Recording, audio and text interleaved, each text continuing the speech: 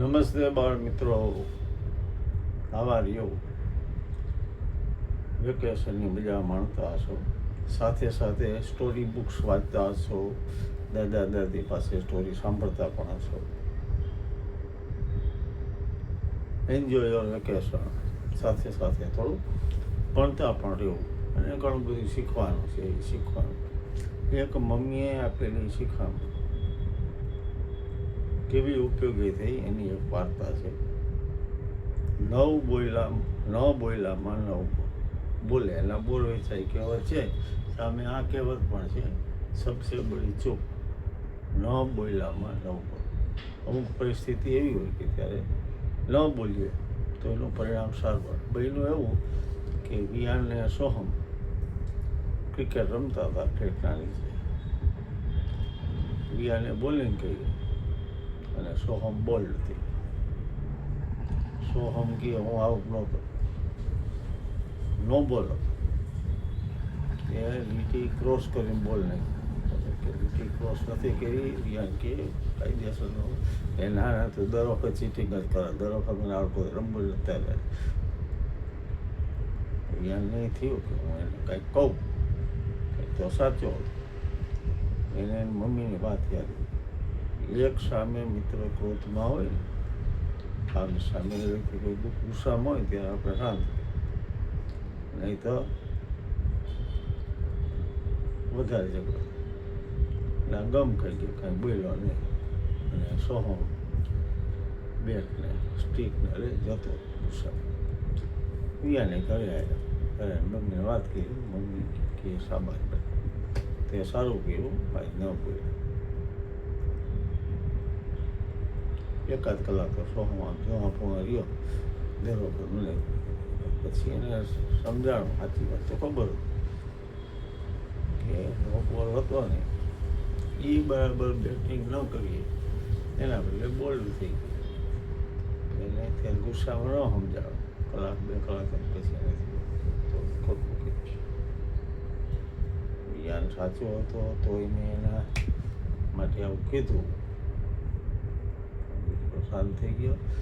એને મમ્મીને વાત કરી, મમ્મી આવું એવી કે તારે શું થયું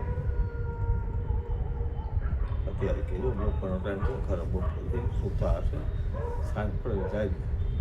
સાંજે મિયાના ઘરની ડોરબેલ વાગી અને કોઈ લીધો અમને સોહમ ઉપર માથું નીચું રાખ્યું. આવો ફ્રેન્ડ, સોરી મેં સવારે તારી ખોટું વર્તાવ કર્યું.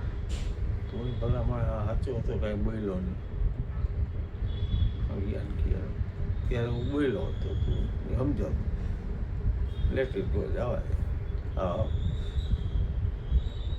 પિયાની મમ્મીએ બેન બોલાવી ને, હો નાસ્તો કરો બે. શું છે તો ભાઈ બનતો નાસ્તો ભાઈ કરો પડ્યું, પાછા રમો. હાલ જોઈએ મિત્રો, ઘણીવાર મૌન રહેવામાં ફાયદો, ન બોલવામાં ન બોલો. થેન્ક્સ ટુ કિડ્સ વર્લ્ડ સંદેશ. એક બીજી એ વાર્તા કિડ્સ વર્લ્ડ સંદેશમાં આવી છે, પહેલાં જ પાને. મિકી માઉસ અને ખોવાયેલો જાદુઈ નકશો.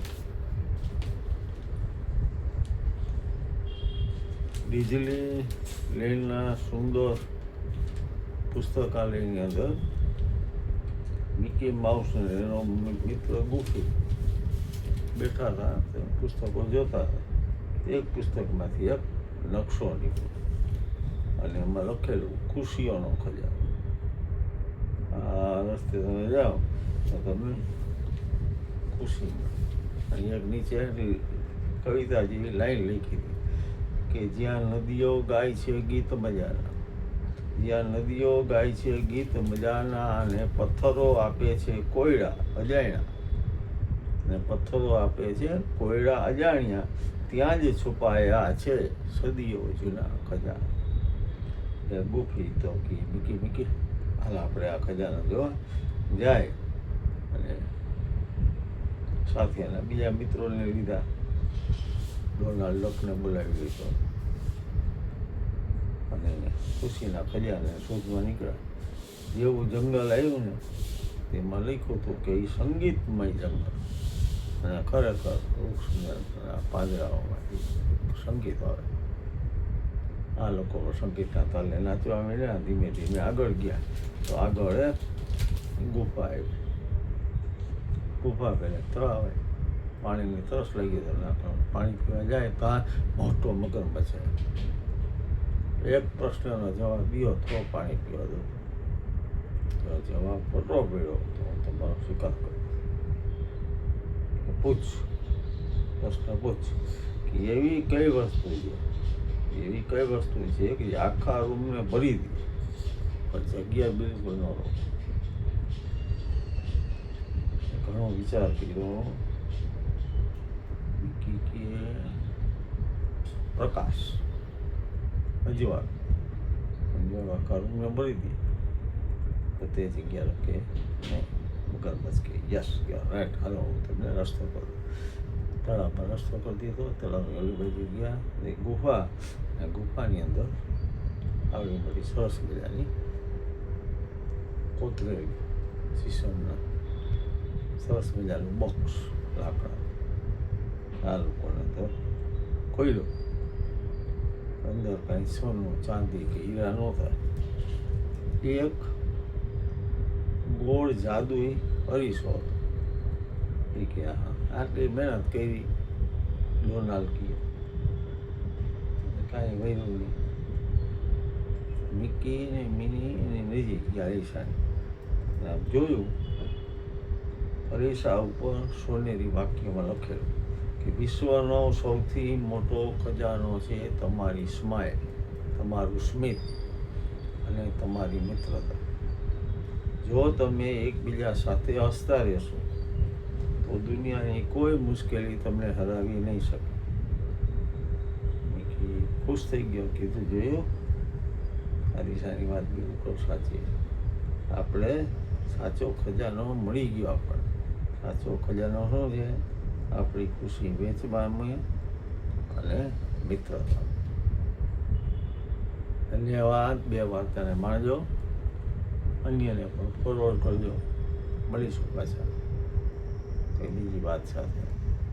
ચેનલને લાઈક કરો, સબસ્ક્રાઈબ કરો, ફોરવર્ડ કરો. નમસ્કાર. Have a fun day.